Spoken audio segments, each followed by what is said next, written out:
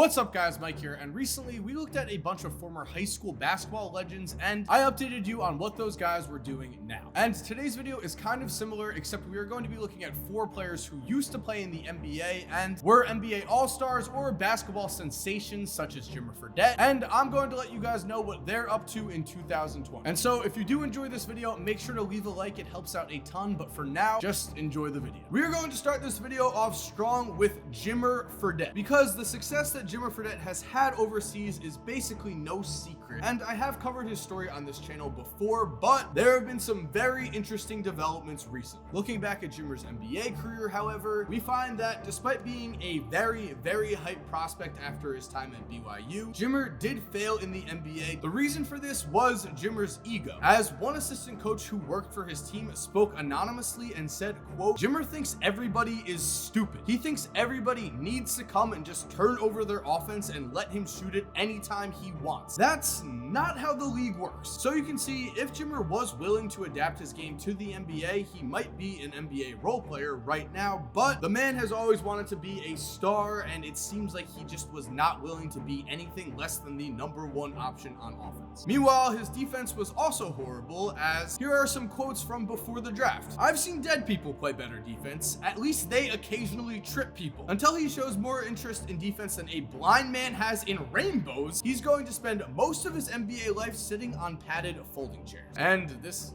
kind of cringy one. "You think this barely 6'2" kid with no speed and YMCA hops could be the next Maravich or Ainge or Westbrook? Fredette about it." With that in mind, the last time we checked in on Jimmer, he was on an absolute tear in China, and this tear eventually did lead him to get another NBA chance with the Phoenix Suns. But before we continue, guys, I want to talk to you about Monster Legends, a game that I feel like I started playing a long time ago. I'm absolutely loving playing Monster Legends, and I know a lot of you are already playing the game, but for those of you who aren't, my only question is, what are you waiting for? Monster Legends is a free-to-play game on both iOS and Android, and all you have to do is click the link in my description down below to download it. Already right now, I have collected a ton of different monsters that I can feed to evolve, which makes them stronger, which is absolutely key when you take them into battle. And if you breed different species of monsters, you get new species to complete your collection. You can also fight in real time against your friends. I love challenging my friends, I love beating my friends, and you can use Facebook Connect to easily find friends to play against. There are also different modes in this game. For instance, you can fight in leagues or in the arena. And on top of this, Monster Legends has also recently released the Legends Pass. This Legends Pass allows you to get rewards and privileges that no one else has, such as a highly awaited hatching boost, and there are also new monster skins which allow you to customize your monsters in ways you've never experienced. So again, guys, Monster Legends is a free game. The link to download is in my description. Go try it out. And for now, let's get back to the video. This, of course, got everyone excited, but Jimmer played absolutely terrible, if we're being honest. This meant that his stint in the NBA did not last long, and after initially playing with the Golden State Warriors in the Summer League, Jimmer would eventually leave the team and has now taken his talents to Greece for the team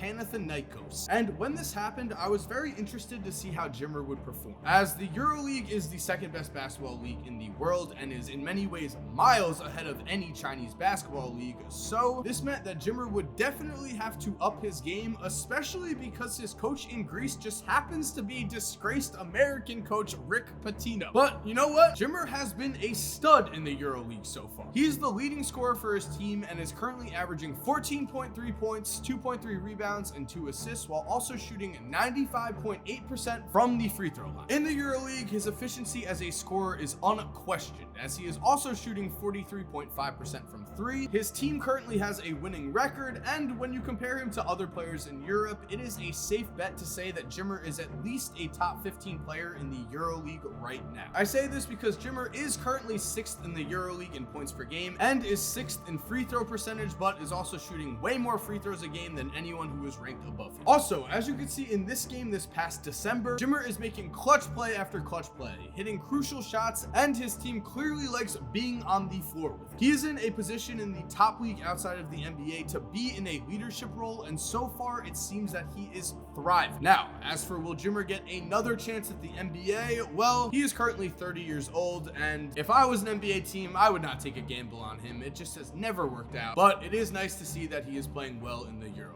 Moving on, we are continuing here with Amari Stoudemire. The combo of Amari and Steve Nash was an electrifying 7 seconds or less show throughout the entire 2000s decade, and Amari himself was one of the more dangerous power forwards in recent memory, as he was a 6-time All-Star in the league and made 5 All-NBA teams, which makes him a legitimate Hall of Fame candidate. However, in the 2010s, after signing with the New York Knicks, injuries did start to slow Amari down, and eventually he was out of the NBA. Now, as for his post-basketball career, like a lot of other players in the league, Amari did go overseas, but his career from there has been unique to say the least. As in 2016, Stoudemire signed in Israel with Hapoel Jerusalem, a team he had an ownership stake in. This was not a case of Amari giving himself preferential treatment, however, as in 2017, Stoudemire would lead his team to the 2017 Israel Premier League Championship and also led the entire Euro Cup in total blocks and free throws, while finishing in the top 5 for rebounds per game at 6.6. With that said, there is more to this story than simply basketball, as around the time Amari's brother tragically passed away in 2012, Amari began to study deeply into Judaism and was baptized in 2013. That gave him a very strong connection to Israel, and this eventually progressed to where in March 2019, Amari Stoudemire was given full citizenship to Israel and stated, quote, "This is a dream come true for me." And since his Israeli championship, Amari has still been busy playing basketball. Recently, you may have seen him in the Big Three, as he was a co-captain for his team in 2018 and 2019, and in the Big Three, he clearly showed that he still had the talent to play against former NBA players. Other than the Big Three, Amari has spent a short stint playing in China and also playing for the Israeli team he won a championship with in 2017. In 2019, Amari would play 11 games in the Israeli league and average 13.6 points and 6.5 rebounds per game in just 20.6 minutes. And if he had played in enough games to be eligible to be a stat leader, this would have ranked Amari as 19th in points per game for the league and tied for 14th in rebounds. With that said, recently there have been rumors that Amari has been trying to return to the NBA, but just a couple of days ago, he recently decided to return to Israel and signed with Maccabi Tel Aviv, which makes things even more interesting here, as that is not the team he had an ownership stake in and has led many fans in Israel to call him a traitor, and this has even been referred to as, quote, the betrayal of the century. Maccabi is also currently first place in the Israeli league, so this is definitely going to lead to some drama. Moving forward, perhaps the most exciting player on this list is Lance Stephenson. Now, Lance was one of the few exciting aspects of the Lakers last season, and there were some interesting side notes about his addition to the Lakers, as we all know that this was a man who once blew in LeBron James' ear, and now they were teammates. However, throughout last season, it seemed like the chemistry between Lance and LeBron was solid, and after an early season win against the Nuggets, LeBron was even quoted as saying, "Make them dance, Lance, sparked our win tonight. God was unbelievable." However, while the play of Lance Stephenson was exciting at times, the Lakers did eventually fall apart, and Lance's minus 3.8 efficiency differential made him an overall negative asset on the floor for LA. And it was because of that Lance did not get another NBA opportunity this year, which meant that in August he signed a 1-year, $4 million deal with the Liaoning Flying Leopards, and this contract actually barely pays him less than what he made last year with the Lakers. And how is Lance doing? Well, with averages of 26.1 points, 7.3 rebounds, and 3.9 assists, we can only say that Lance Stephenson has been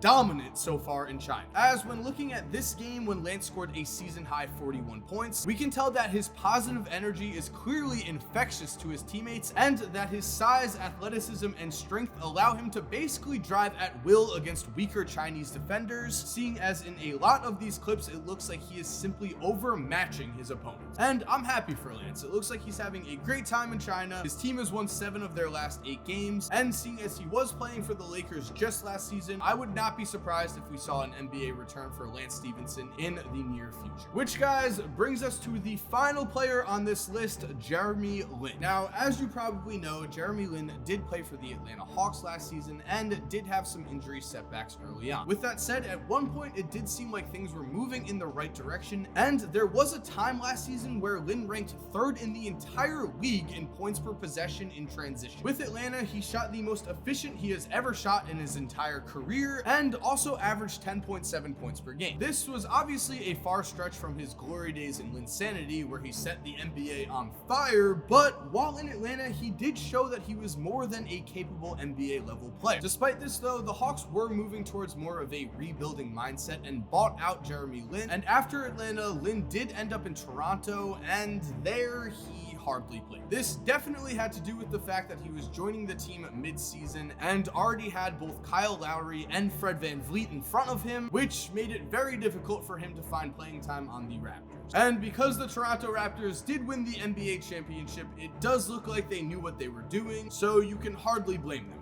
I'm happy that he was able to get an NBA championship ring, and now, because it seemed like a lot of his NBA chances have dried up, Jeremy Lin is currently playing in China for Beijing. And as you would expect for a player of Lin's caliber, well, like Lance Stephenson, Jeremy has been dominant in China so far. Before the season began, Jeremy said he always had wanted to play in the CBA, and in his first game, he scored 40 points and grabbed 6 rebounds in what was kind of a I still could play in the NBA moment. And personally, I have no doubts about this, as through 24 games so far, Jeremy Lin is thriving. He's averaging 24.2 points, 5.8 rebounds, 5.8 assists, and 1.8 steals per game. His team currently has a 17-9 record, and he was also recently named a CBA All-Star. Speaking of the All-Star game, Lin would put up 41 points in that game, and after the game was quoted as saying, "I couldn't stop smiling the whole game. I promise I'll never forget this weekend. Thanks to all the fans who voted me in. Love you all." So it appears that in China, Jeremy Lin is very happy. He's always honestly seemed like one of the better personalities in the NBA to me, so I'm very excited about this for him, and I would also love to see him get another shot in the NBA if that's what he wants. And there we have it, guys. Thank you for watching. I hope you enjoyed today's video. If you did like it, make sure to leave a like. It helps out a ton, and if you're new to this channel, make sure to subscribe. Also, click the bell and turn notifications on so you don't miss a video. And if you're already subscribed, thank you so much for supporting. You're awesome. We all know it, and as always, have an awesome day, and cue that music. By the way, if you're still here while the music is cued, here are 2 videos I think you are going to love watching. All you have to do is just click on either one of them on the screen right here. And other than that, guys, again, have a great day and peace.